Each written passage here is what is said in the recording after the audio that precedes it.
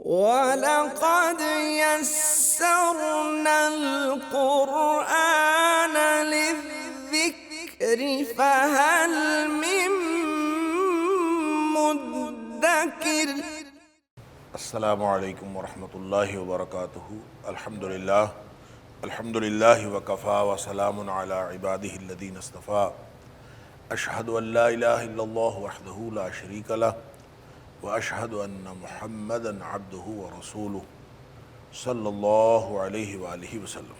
اللہم صلی علی محمد وعلی آل محمد کما صلیت علی ابراہیم وعلی آل ابراہیم انک حمید مجید۔ اللہم بارک علی محمد وعلی آل محمد کما بارکت علی ابراہیم وعلی آل ابراہیم انک حمید مجید۔ اما بعد فاعوذ باللہ السمیع العلیم من الشیطان الرجیم من ہمزہ ونفخہ ونفثہ۔ بسم اللہ الرحمن الرحیم۔ وَإِذَا رَأَيْتَهُمْ تُعْجِبُكَ أَجْسَامُهُمْ وَإِنْ يَقُولُوا تَسْمَعْ لِقَوْلِهِمْ كَأَنَّهُمْ خُشُبٌ مُّسَنَّدَةٌ يَحْسَبُونَ كُلَّ صَيْحَةٍ عَلَيْهِمْ هُمُ الْعَدُوُّ فَاحْذَرْهُمْ قَاتَلَهُمُ اللَّهُ أَنَّىٰ يُؤْفَكُونَ۔ اور جب تو ان کی طرف دیکھے تو ان کے جسم تمہیں بھلے معلوم ہوں، اور اگر وہ کچھ کہیں کچھ بولیں تو آپ ان کی بات سنیں۔ ایسے ہیں جیسے دیوار سے ٹیک لگائی ہوئی لکڑیاں، گمان کرتے ہیں کہ ہر بلند آواز ان کے خلاف ہے، وہی دشمن ہیں، بس ان سے آپ پرہیز کریں، احتیاط برتیں، ہوشیار رہیں، مار پڑے ان پر اللہ کی، کدھر الٹے پھرے جاتے ہیں۔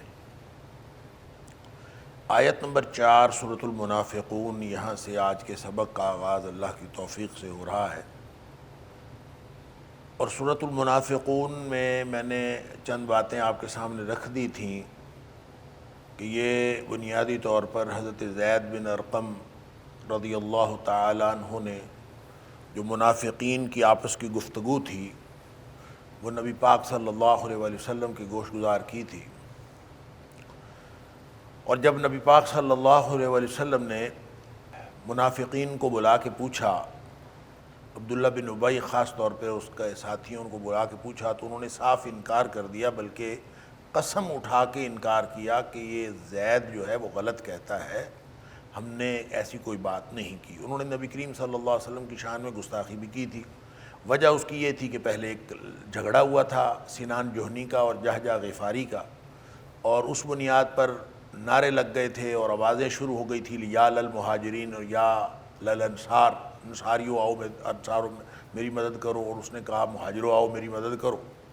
تو اس پر جو ہے نبی پاک صلی اللہ علیہ وآلہ وسلم نے فرمایا تھا کہ اس پکار کو چھوڑ دو، یہ جاہلیت کی پکار ہے، دعوہا انہا منتنا، یہ جاہلیت کی پکار ہے اور یہ بدبودار ہے، معاشرے کو گلا سڑا کے رکھ دے گی۔ جب عصبیت کی بنیاد پر، گروہ بندی کی بنیاد پر، دھڑے کی بنیاد پر، پارٹی کی بنیاد پر سچ اور حق کے فیصلے ہونے شروع ہو جائیں کہ یہ حق ہے اور یہ باطل ہے، اور یہ اس بنیاد پر شروع ہو جائیں کہ وہ ہمارے گروپ کا ہے اور وہ دوسرے گروپ کا ہے، تو اس بنیاد پر اگر فیصلے شروع ہو جائیں تو یہ وہ بنیادی خرابی اور بدبودار چیز ہے، منتنہ، یہ وہ عصبیت ہے جو معاشرے کو گلا سڑا کے رکھ دے گی۔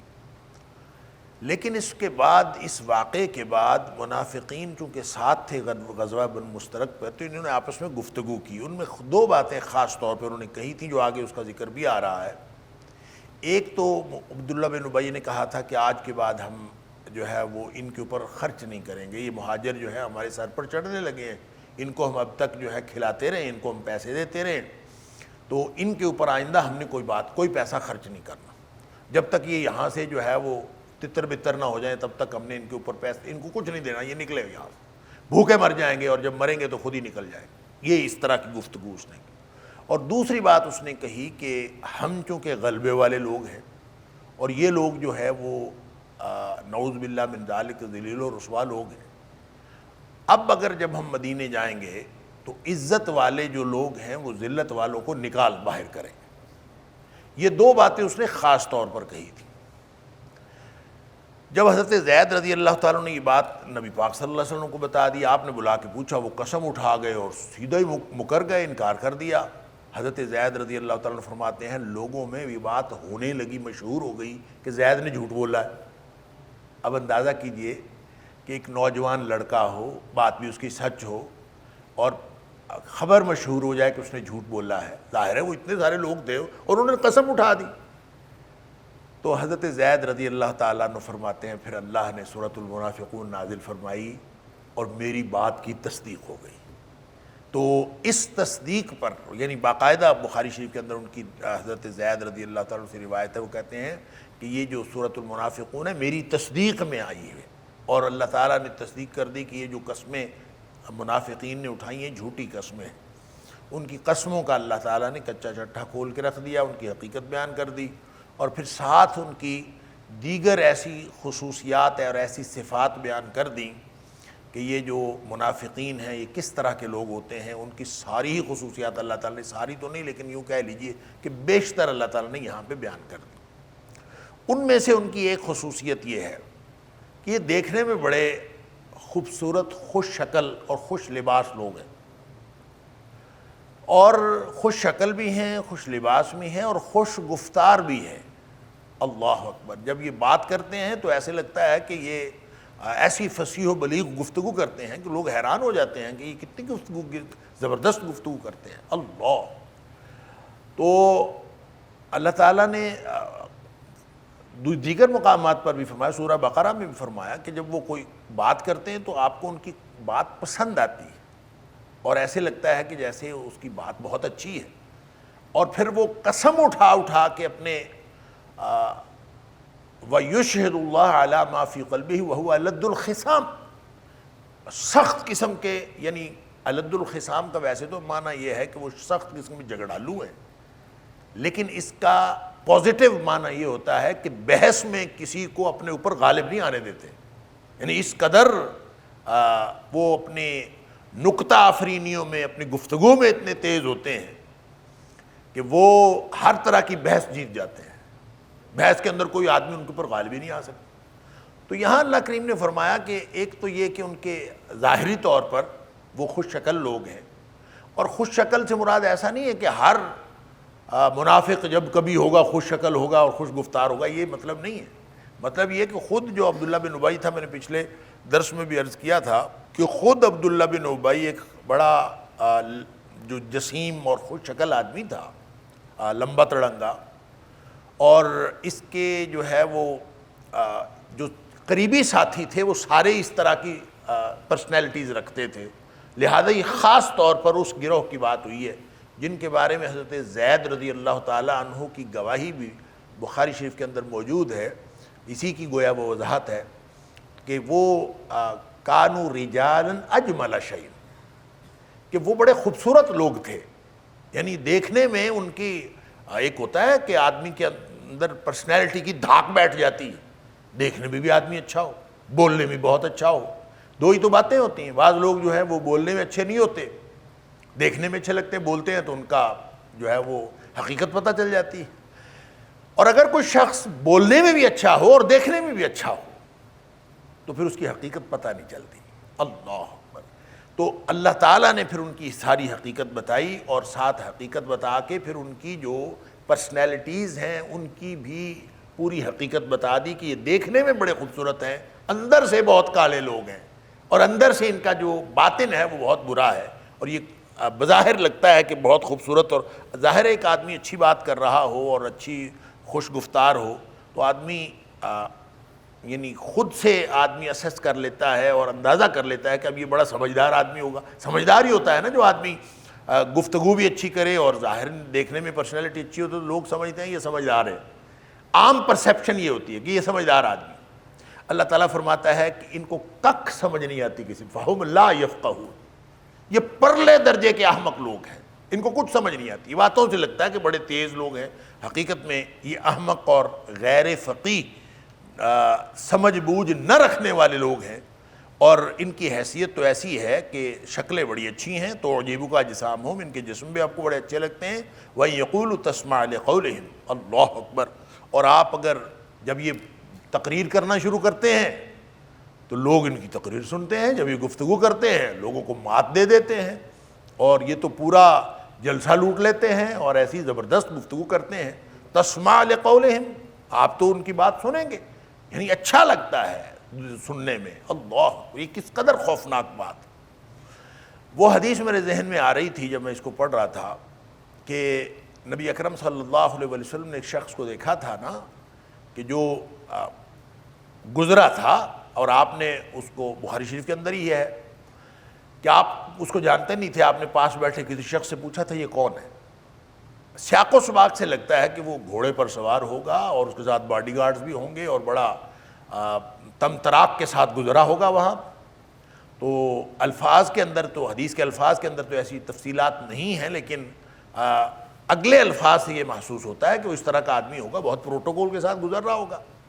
تو نبی کریم صلی اللہ علیہ وسلم نے پوچھا یہ کون ہے؟ تو بتایا گیا کہ یہ آدمی فلاں بستی کا سردار ہے، اور یہ اس طرح کا آدمی ہے کہ اگر یہ کہیں نکاح کا پیغام بھیجے تو لوگ بھاگ کے آ کے رشتہ دیں اس کو، اور اگر یہ کسی کی سفارش کرے تو لوگ اس کی فوراً سفارش قبول کر لیں، اور اگر یہ کوئی بات کرے تو لوگ اس کی بات فوراً مانتے ہیں، فوراً سنتے ہیں۔ سبحان اللہ، اللہ اکبر۔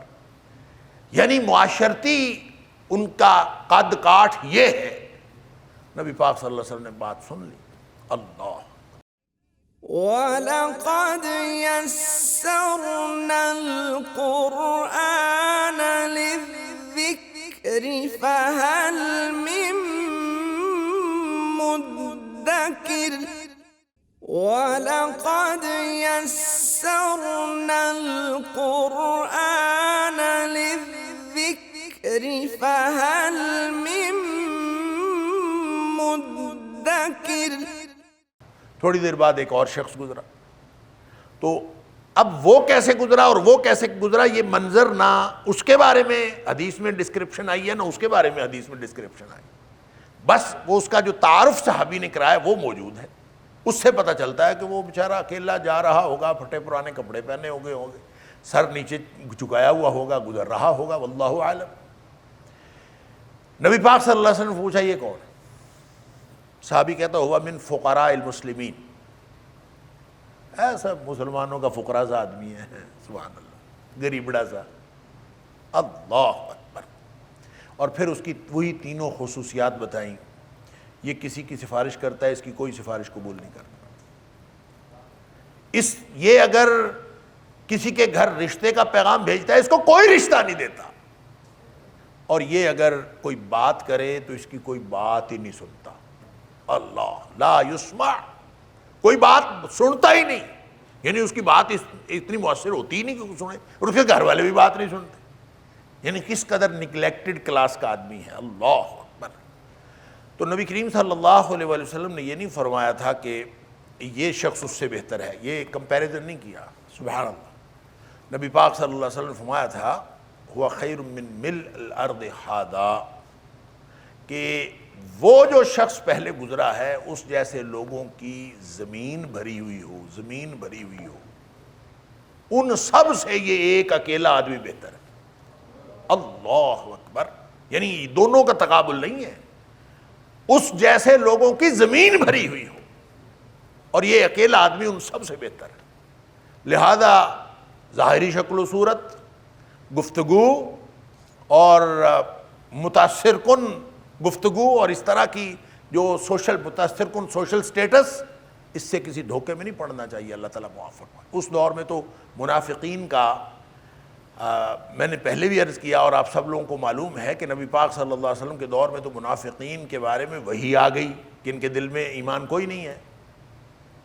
اب نبی پاک صلی اللہ علیہ وسلم کے اس دنیا سے تشریف لے جانے کے بعد قیامت تک کے لیے وحی تو نہیں آنی، اب کیسے پتہ چلے گا کون منافق نہیں؟ اب ان کے بعض اعمال سے پتہ چلے گا۔ فرمایا جو عادتاً جھوٹ بولتا ہو، جو عادتاً امانت میں خیانت کرتا ہو، جو عادتاً وعدہ کی خلاف ورزی کرتا ہو، جو عادتاً بد زبانی کرتا ہو. یہ 4 باتیں ایسی ہیں جس کے اندر یہ چاروں موجود ہوں بطور عادت کے، بطور معمول کے، تو وہ شخص پکا منافق ہے. اللہ اکبر. اب قیامت تک کے لیے ہم اس بات سے اندازہ کر سکتے ہیں اگر کوئی شخص بات بات پہ جھوٹ بولتا ہے، سچ نہیں بولتا، اور اس کی عادت ہے کہ وہ چھوٹی چھوٹی بات پہ جھوٹ بولتا ہے، بات بات پہ وعدہ خلافی کرتا ہے، بات بات پہ امانت میں خیانت کرتا ہے، اور پھر بد زبان بھی ہے. اگر یہ چاروں باتیں اس میں ہیں تو جتنا مرضی بظاہر وہ اچھا ہے، بظاہر جتنی مرضی متاثر کن اس کی شخصیت ہے، اس کا مطلب یہ ہے کہ اللہ تعالیٰ معاف فرمائے اللہ کے قرآن کے بتائے ہوئے اصول کے مطابق اور نبی پاک صلی اللہ علیہ وسلم کے بتائے ہوئے اصول کے مطابق وہ منافق ہے. ہم ہی کسی کو یہ تو نہیں کہہ سکتے کہ تو منافق ہے، کیونکہ دل کا حال اللہ جانتا ہے. ہم یہ کہہ سکتے ہیں کہ یہ اس کے اندر منافقوں والی خصوصیات ہیں، یہ منافقوں والی باتیں ہیں. اصل میں کون منافق ہے اور کون نہیں، یہ دلوں کے حال اللہ جانتا ہے، ہم صرف ظاہر کے پابند. تو بہرحال اللہ تعالیٰ ان کی خصوصیات اور ان کی صفات بتا رہا ہے کہ منافقوں کی، کہ بظاہر ان کی متاثر کن پرسنالٹی ہوتی ہے، گفتگو بھی، خوش گفتار بھی ہوتے ہیں، خوش لباس بھی ہوتے ہیں. اللہ اکبر. دنیا سنتی ہے، تسمع لقولہم، یہ مخاطب کو کہا جا رہا ہے نا کہ اگر وہ بات کریں تسمع لقولہم، تم ان کی بات سنو گے. کأنہم خشب مسندہ. اچھا یہ نہیں سمجھنا کہ یہ بڑے سمجھدار لوگ ہیں. ان کی حیثیت ایسے ہے کأنہم، گویا کہ وہ، تشبیہ دی اللہ تعالیٰ نے، جیسے وہ دیوار کے ساتھ ٹیک لگائی ہوئی لکڑیاں ہیں. خشب خشبہ کی جمع ہے، لکڑیاں. مسندہ باب تفعیل، سند کہتے ہیں ہر اس چیز کو، سند کہتے ہیں جس سے کوئی چیز کوئی سہارا لے. تو مسندہ، مسند باب تفعیل سے اس کا مطلب یہ ہے کسی کو سہارا دے کے ٹیک لگا کے کھڑا کیا ہوا ہے. یعنی اگر نبی کریم صلی اللہ علیہ وآلہ وسلم کی مجلس میں آ کے بیٹھے ہیں، دیواروں سے ٹیک لگا کے بیٹھے ہیں، ویسے تو نبی پاک صلی اللہ علیہ وآلہ وسلم نے منع فرمایا ہے کہ جب کبھی کوئی گفتگو ہو رہی ہو، درس ہو رہا ہو، خطبہ ہو رہا ہو، تو کوئی بھی شخص ٹیک لگا کے دیوار کے ساتھ نہ بیٹھے، یہ منع ہے. لیکن یہ پھر بھی لوگ پیچھے ٹیک لگا کے بیٹھے ہوتے تھے. ایسے لگتا تھا جیسے بندہ جو ہے وہ بڑا، بعض اوقات ایسے آپ مساجد کے اندر بھی دیکھتے ہیں، آج کل تو کرسیاں آ گئی ہیں اور لوگ کرسیوں کے اوپر بیٹھے ہوتے ہیں. ذرا سا کوئی مسئلہ ہو تو کرسی لگا کے بیٹھ جاتے ہیں، اور کرسیوں کی تعداد بڑھتی جا رہی ہے اور کھڑے ہو کے نماز پڑھنے والوں کی تعداد کم ہوتی جا رہی ہے. یہ بھی ایک عجیب تماشا ہے، اللہ تعالیٰ معاف. اچھا کرسی پہ بیٹھے ہوئے لوگ یا پھر دیوار کے ساتھ ٹیک لگائے ہوئے لوگ، بعض اوقات وہ بڑے متاثر کن پرسنالٹی ہوتی.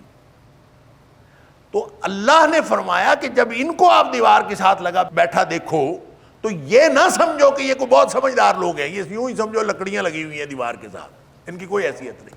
جیسے لکڑی کو کوئی سمجھ نہیں آتی کسی بات کی، صرف ظاہری طور پر خوشنما ہے اور اس کا عقل و فہم کے ساتھ کوئی تعلق نہیں ہے، اسی طرح یہ لوگ جو ہے بظاہر تو انسان نظر آتے ہیں لیکن حقیقت میں ان کا کوئی تعلق نہیں.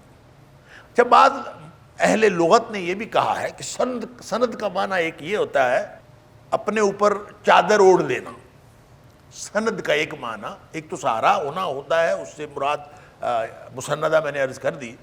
اچھا یہ ایک بار ایک لطیف معنی ہے لیکن یہ موجود ہے لغت کے اعتبار سے کہ وہ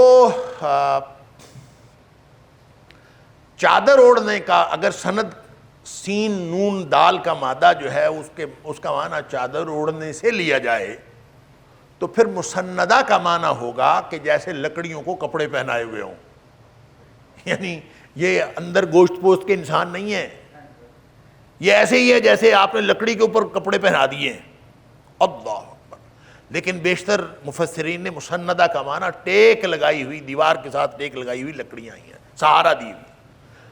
علامہ زمخشری نے الکشاف کے اندر ایک بڑی زبردست بات لکھی ہے. وہ کہتے ہیں کہ یہ جو دیوار کے ساتھ ٹیک لگائی لکڑی ہے نا، یہ بڑی زبردست تشبیہ اللہ تعالیٰ نے اس اعتبار سے بھی دی ہے کہ اگر لکڑی کارآمد ہوتی نا تو وہ کسی میز کرسی میں، کسی دروازے میں استعمال ہو چکی ہوتی. اس کا مطلب ہے بطور لکڑی بھی یہ کارآمد نہیں ہے. ان کو اگر لکڑی بھی کہا جائے تو دیوار کے ساتھ تو وہ لکڑی ٹیک لگا کے رکھی ہوتی ہے جو کسی کام کی نہیں ہوتی. لہذا یہ لکڑی کے برابر بھی اللہ نے ان کو قرار نہیں دیا. کانہم خشب مسندہ کہہ کے اللہ کریم نے گویا ایسی تشبیہ بیان فرمائی ہے کہ ان کی حیثیت بظاہر جتنی مرضی متاثر کن پرسنالٹی ہے، یہ گویا لکڑی سے بھی گئے گزرے ہیں. لکڑی بھی ہوتی ہے کارآمد تو کہیں نہ کہیں استعمال ہو جاتی ہے، بیکار لکڑی ہے، دیوار کے ساتھ لگائی ہوئی لکڑی خشب مسندہ، اس کا مطلب ہے یہ بیکار لکڑیوں کی طرح ہیں. ان کارآمد لکڑی ہوتی تو وہ استعمال ہو چکی ہوتی، یہ لکڑی ہونے کے باوجود بھی قابل استعمال لکڑی نہیں ہے. اللہ یحسبون کل صیحۃ علیہ، ایک اور ان کی خصوصیت بتائی، یحسبون گمان کرتے ہیں، کل صیحۃ علیہ ہر بلند آواز، صیحہ کا معنی ہوتا ہے چنگھاڑ، چیخ، بلند آواز. ان کو ہر وقت یہ ڈر رہتا ہے کہ ہر بلند آواز ہمارے خلاف ہے، کل صیحۃ علیہم ان کے خلاف، ہر وقت ڈرتے رہتے ہیں، ان کو کھٹکا لگا رہتا ہے. گویا جو منافق ہوتا ہے وہ اطمینان کی زندگی نہیں گزار سکتا، اس کو ہمیشہ کھٹکا لگا رہتا ہے. کھٹکا کس بات کا لگا رہتا ہے؟ دو اعتبار سے، بلکہ کئی اعتبار سے کھٹکا لگا رہتا ہے. منافق ایک تو جو حرکتیں کرتا ہے وہ کبھی اطمینان کی زندگی گزار ہی نہیں سکتا اپنی حرکتوں کی وجہ سے. دوسری بات یہ ہے کہ جو یہاں قرآنی اسلوب میں دو باتیں کہ یحسبون کل صیحۃ علیہم، ایک تو یہ ہے کہ ہر بلند آواز یعنی کہیں کوئی اعلان ہو، اعلان بھی تو بلند آواز ہے نا، تو کہیں کوئی اعلان ہو اور اعلان ہو جہاد کا، تو ان کے لیے تو موت ہے نا، منافقین کے لیے تو موت ہے. تو کہیں سے کوئی اعلان جہاد نہ ہو جائے یہ بھی خوف ہے ان کو. تو یہ اس کا بھی قرآن حکیم کے اندر اللہ تعالیٰ نے سورہ احزاب کے اندر یہ بات فرمائی ہے کہ فَإِذَا جَاءَ الْخَوْفُ، جب کوئی خطرہ ہوتا ہے اور اس خطرے کے موقع پر ان کی صورتحال یہ ہوتی ہے، رَأَيْتَهُمْ يَنْظُرُونَ إِلَيْكَ تَدُورُ أَعْيُنُهُمْ، ان کی آنکھیں اس طرح گھوم رہی ہوتی ہیں، اللہ اکبر، جیسے کانہم یغشیٰ علیہ الموت، جیسے اس کے اوپر جو ہے موت طاری ہو گئی ہے، موت چھا رہی ہو، اس طرح ان کی آنکھیں جو ہے پھر رہی ہوتی ہیں. تو چونکہ جہاد کا اعلان ہو جائے، یعنی ان کو ڈر رہتا ہے کہ کہیں ہر اعلان جہاد کا اعلان نہ ہو.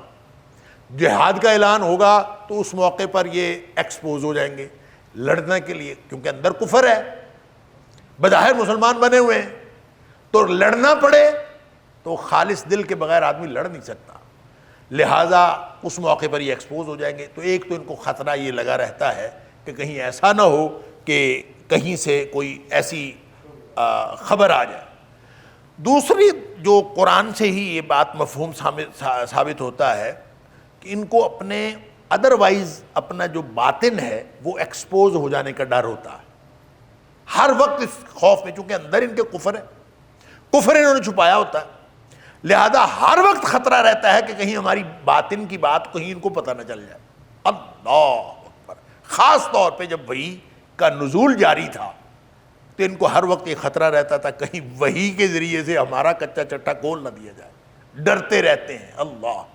تو سورہ توبہ کے اندر اللہ تعالیٰ نے فرمایا کہ یحذر المنافقون، منافق ڈرتے رہتے ہیں، ان تنزل علیہم سورۃ تنبئہم بما فی قلوبہم، ان کو یہ ڈر رہتا ہے کہ کہیں ان کے اوپر کوئی ایسی آیت نہ نازل ہو جائے یا ایسی کوئی کتاب، ایسی کوئی وحی نہ نازل ہو جائے جو ان کے دلوں کا حال بتا دے اور ان کو ایکسپوز کر دے. ان کو یہ ڈر لگا رہتا ہے. اور انہی دو جو بڑے خوف ہیں ان کے ساتھ جڑے ہوئے ساری زندگی کے خوف ہیں کہ منافق نے چونکہ قدم قدم پہ لوگوں کے ساتھ دھوکہ کیا ہوتا ہے، لہٰذا اس کو قدم قدم پہ ڈر ہوتا ہے کہ کہیں میرے ساتھ دھوکہ نہ ہو جائے، کیونکہ وہ خود لوگوں کو دھوکہ کرتا، لوگوں کے ساتھ اس کا تعلق اس طرح کا ہوتا، اس لیے وہ خود اس بات میں، لہٰذا یحسبون کل صیحۃ علیہم، جو اطمینان کی زندگی ہے وہ ایک خالص مومن ہی گزار سکتا ہے کہ اس کو کوئی پرابلم نہ ہو، کوئی مسئلہ نہ ہو. جو جتنا بڑا منافق ہوگا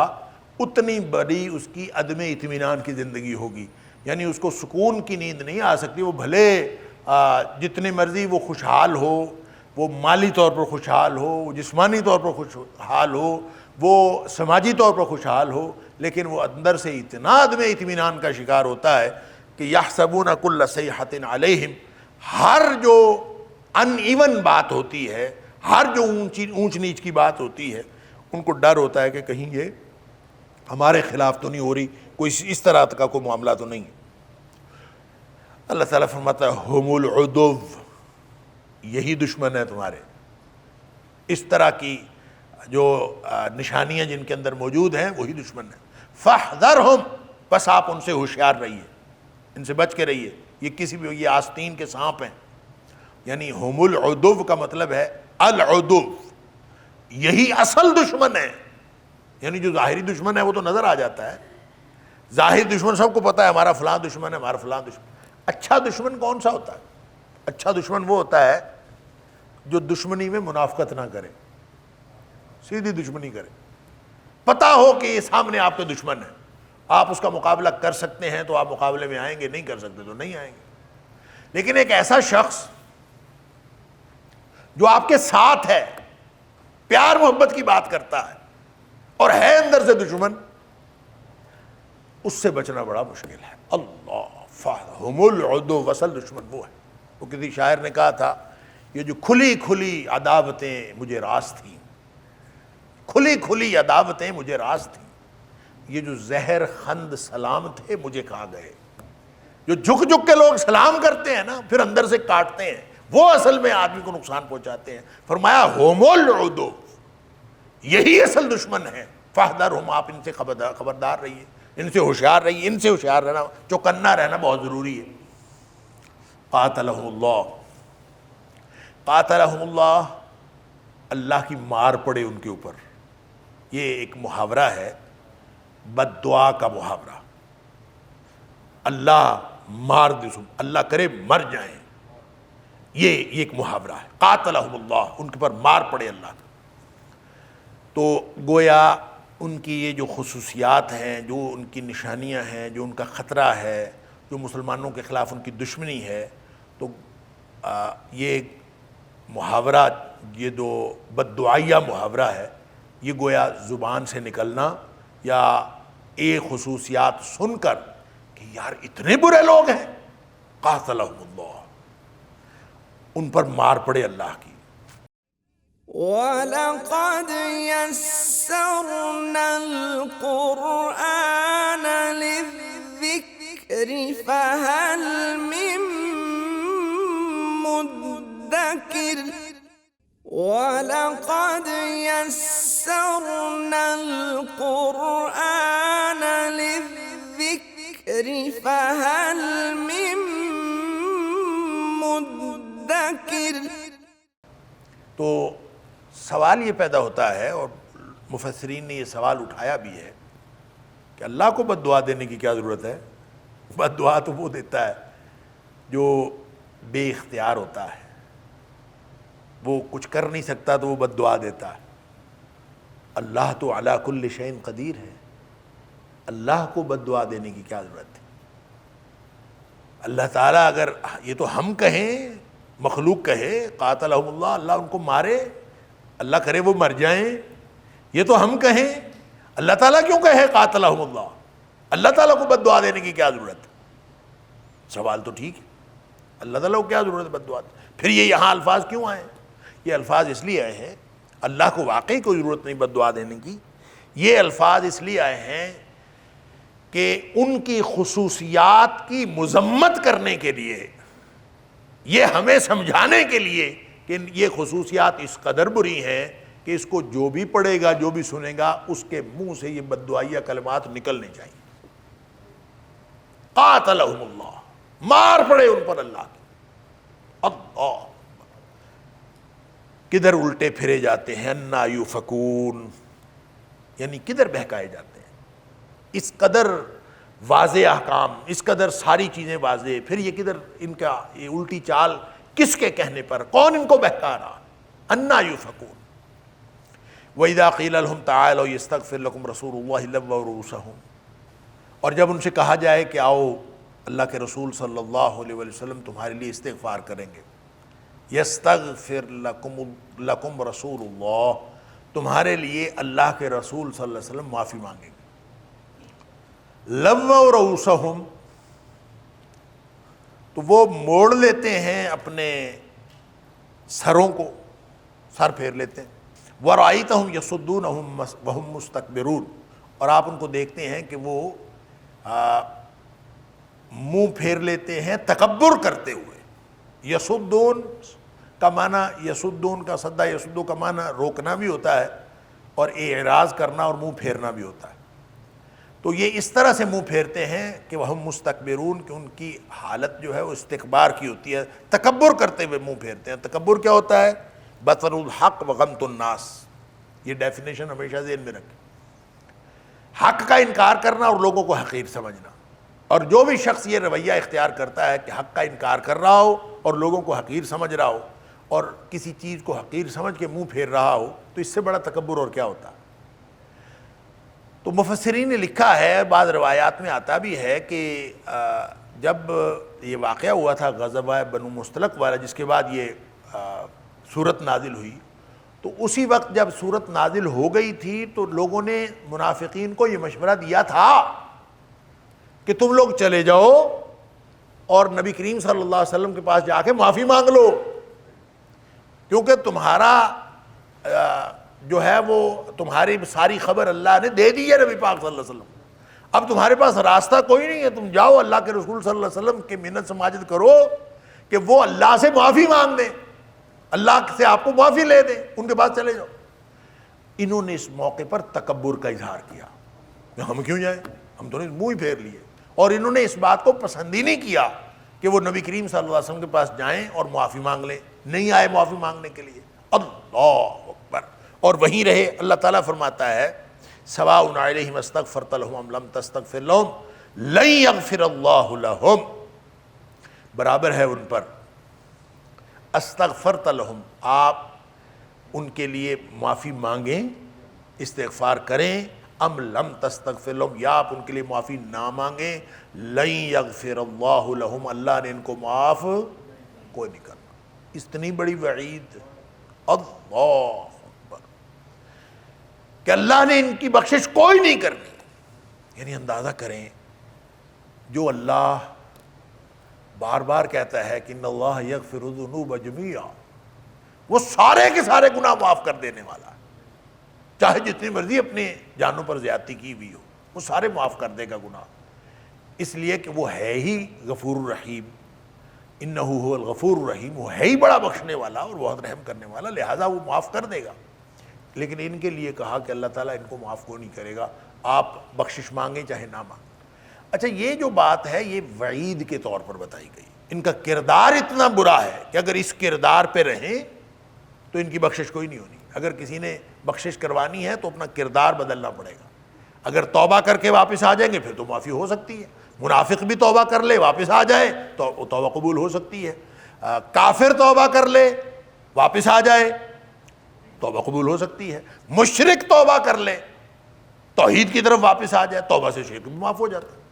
لیکن اگر کوئی شخص کافر مر گیا، منافق مر گیا، منافق اور کافر اصل میں تو ایک ہی ہوتا ہے، فرق صرف اتنا ہے، منافق کے دل میں بھی کفر ہوتا ہے، کافر کے دل میں بھی کفر ہوتا ہے، وہ بھی کفر پر مرا وہ بھی کفر پر مرا، فرق صرف اتنا ہے کہ منافق نے اپنا کفر چھپایا ہوتا ہے اور کافر کا کفر ظاہر ہوتا ہے، صرف یہ فرق ہے، وگرنہ حالتیں تو دو ہی ہیں، ایک حالت کفر ہے ایک حالت ایمان ہے، درمیانی تو کوئی ہے نہیں صورت۔ اللہ آگے سورۃ تغابن میں جائیں گے تو اللہ تعالیٰ نے وہاں یہ بات واضح فرمائی، فَمِنْكُمْ کافر وَمِنْكُمْ مومن، تم میں سے دو ہی گروہ ہیں، یا کافر ہے یا مومن ہے، گروہ دو ہی ہیں، تیسرا کوئی گروہ نہیں۔ یہ جو ہم سمجھتے ہیں کہ یہ منافق تیسرا گروہ ہے، یہ اصل میں تیسرا گروہ نہیں ہے، یہ دوسرے کافروں کے گروہ میں شامل ہے، لیکن یہ بڑے مجرم ہیں، اس لیے ان المنافقین فی الدرک الاسفل من النار، یہ آگ کے سب سے نچلے درجے میں ہوں گے، اللہ تعالیٰ معاف فرمائے، ہیں یہ اسی گروپ کے ساتھ۔ اللہ اکبر۔ لہذا اگر کوئی شخص مشرک مر گیا، اگر کوئی شخص کافر مر گیا، اگر کوئی شخص منافق مر گیا، حالت کفر پہ یا حالت شرک پہ اس کی موت واقع ہو گئی اور وہ توبہ نہیں کر سکا، تو اصل میں جو نبی کریم صلی اللہ علیہ وسلم کو یا اہل ایمان کو مغفرت مانگنے سے منع کیا گیا ہے نا، وہ ان کے لیے کیا گیا ہے۔ یہ ہم سمجھتے ہیں شاید جو یہ تو یہاں وعید کے طور پر بتایا ہے کہ ان کا کردار ایسا ہے لن یغفر اللہ لہم، ان کو اللہ تعالیٰ معاف نہیں کرے گا. تو اس کا مطلب یہ نہیں ہے توبہ سے بھی معاف نہیں کرے گا. اگر اس کردار پہ رہیں گے تو اللہ معاف نہیں کرے گا. اگر یہ معافی چاہیے تو یہ واپس آئیں، اپنا کردار ٹھیک کریں. تو ایسے کردار رکھنے والوں کی یہ وہی بات ہے جو اللہ تعالیٰ نے سورہ توبہ میں نبی پاک صلی اللہ علیہ وسلم کو فرمائی تھی کہ اگر آپ ان کے لیے 70 دفعہ بھی معافی مانگیں تو اللہ نے معاف کوئی نہیں کرنا. اللہ 70 مرہ، 70 دفعہ بھی آپ ان کے لیے بخشش مانگیں گے تو اللہ نے معاف نہیں کرنا. یہاں تو ہے نا استغفر طلبی خبر ہے کہ چاہے آپ نے ان کے لیے بخشش مانگی ہو چاہے نہیں مانگی، تو وہاں امر کا صیغہ ہے استغفر لہم، چاہے آپ معافی مانگیں چاہے نہ مانگیں اللہ نے کوئی نہیں معاف کرنا. لیکن اس کو اگر ساتھ اب ملاتے ہیں آیت نمبر 84 کو شامل کر لیں سورہ توبہ کی، اور دوسرا شامل کر لیں آیت نمبر 113 کو، ہمیشہ اس کے ساتھ ملا کے پڑھیں.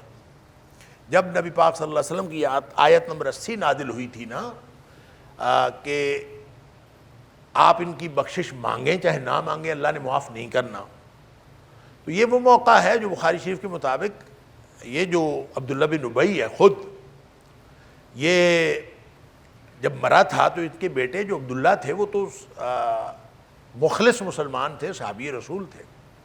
انہوں نے نبی کریم صلی اللہ علیہ وسلم سے درخواست کی تھی کہ آپ تشریف لائیں اور جنازہ پڑھائیں اور اس کے کفن کے لیے اپنی قمیص بھی عنایت فرمائیں. نبی پاک صلی اللہ علیہ وسلم اس کے کفن کے لیے قمیص بھی دے دی تھی اور آپ نے جو ہے وہ اس کا جنازہ بھی پڑھایا.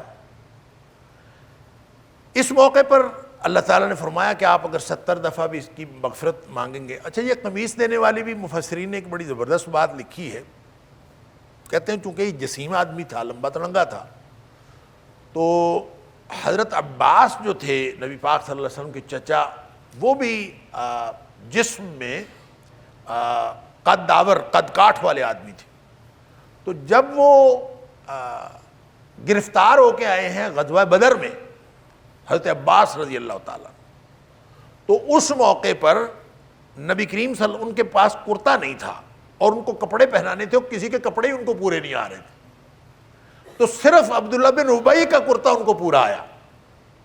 تو نبی کریم صلی اللہ علیہ وسلم نے وہ کرتا ان کو پہنایا.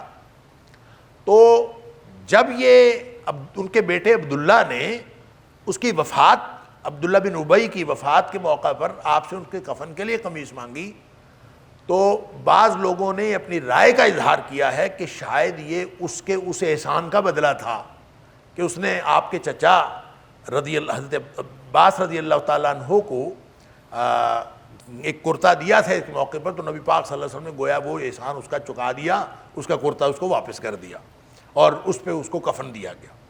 لیکن جہاں تک مغفرت کی دعا کی بات ہے، جب اللہ تعالیٰ نے فرمایا کہ آپ 70 دفعہ بھی ان کے لیے مغفرت مانگیں تو ہم نے اس کو معاف نہیں کرنا، تو جب ہم سورہ توبہ کا مطالعہ کر رہے تھے تو میں نے اس وقت بھی عرض کیا تھا کہ نبی کریم صلی اللہ علیہ وآلہ وسلم نے تو اس موقع پر یہ فرمایا تھا کہ میں اس سے زیادہ کر لوں گا استغفار.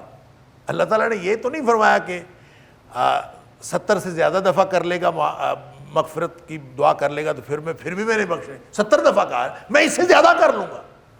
اللہ اکبر. لیکن وہ جو آیت نمبر 84 کے اندر اللہ تعالیٰ نے منع فرما دیا کہ آپ نے ان کے اوپر کبھی بھی جنازہ نہیں پڑھنا، ان کا جنازہ کبھی نہیں پڑھنا. اسی طرح آیت نمبر 113 کے اندر اللہ تعالیٰ نے منع فرما دیا کہ اہل ایمان کے لیے اور نبی کے لیے جائز نہیں ہے کہ مشرکین کے لیے دعا کریں، لہذا دعا ختم، جنازہ ختم. لیکن کس کے لیے ختم؟ یہ میں عرض کر رہا ہوں کہ آیت نمبر 84 سورہ توبہ اور آیت نمبر 113 سورہ توبہ، اس کو ساتھ ملائے بغیر کبھی اس کا مفہوم اخذ نہیں کرنا. اس میں کیا بات جو سب سے زیادہ اہم بات ہے وہ یہ ہے کہ آیت نمبر 84 کے اندر بھی فرمایا کہ یہ ان کے لیے دعا اس لیے نہیں کرنی، اس لیے کہ انہوں نے کفر کیا ہے اللہ کے ساتھ، یہ انہوں نے کفر کیا ہے اللہ کے ساتھ اور اللہ کے رسول صلی اللہ علیہ وسلم کے ساتھ. ایک تو کفر کیا ہے وَمَاتُوا وَهُمْ فَاسِقُونَ، اور اسی حالت میں مر گئے. وَمَاتُوا وَهُمْ فَاسِقُونَ، حالت فسق میں حالت نافرمانی میں، کیونکہ کافروں کے بارے میں بھی اللہ تعالیٰ نے فرمایا کافر بھی فاسق ہوتے ہیں، جو بالکل ہی اطاعت سے نکلے ہوتے ہیں وہ بھی فاسق ہوتے ہیں، تو حالت فسق میں ان کی موت آ گئی ہے، وَمَاتُوا وَهُمْ فَاسِقُونَ، آیت نمبر 84 میں فرمایا، اور آیت نمبر 113 میں فرمایا مِن بَعْدِ مَا تَبَيَّنَ لَهُمْ أَنَّهُمْ أَصْحَابُ الْجَحِيمِ، اس کے بعد کہ یہ یقین ہو کہ وہ جہنمی ہے۔ یہاں فرمایا ماتوا ہم فاسقون، حالت فسق میں مرے ہوں، وہاں یہ ہے کہ یقین ہو کہ وہ حالت کفر میں مرے ہیں، جہنمی مرے ہیں۔ لہذا جو شخص جہنمی مر جاتا ہے، جس کو ساری دنیا کو پتا ہے کافر مر گیا ہے، تو اس کے لیے دعا کرنا منع ہے، اور جو شخص زندہ ہے اور اس شخص کی موت سے پہلے ہدایت کا امکان موجود ہے، اس کے لیے دعا کی جا سکتی ہے۔ آپ بڑے سے بڑے کافر کے لیے دعا کر سکتے ہیں، یا اللہ اس کو ہدایت دے دے۔ نبی کریم صلی اللہ علیہ وسلم جب عمر بن شام اور عمر بن خطاب کے بارے میں دعا کیا کرتے تھے کہ اللہ ان دونوں میں سے کسی ایک کو اسلام دے دے، اسلام کی دولت، تو وہ تو دونوں دشمن تھے، تو دشمنوں کے لیے دعا کی جا سکتی ہے، ہدایت کی دعا کسی کے لیے بھی کی جا سکتی ہے۔ البتہ جب وہ حالت کفر میں مر جائے تو اس کے بعد، اور پتہ ہو کہ یہ ساری دنیا کو پتہ ہو، من بعد ما تبین لہم، ان کے لیے واضح ہو کہ یہ جہنمی مرا ہے، پھر اس کے بعد دعا نہیں کی جا سکتی۔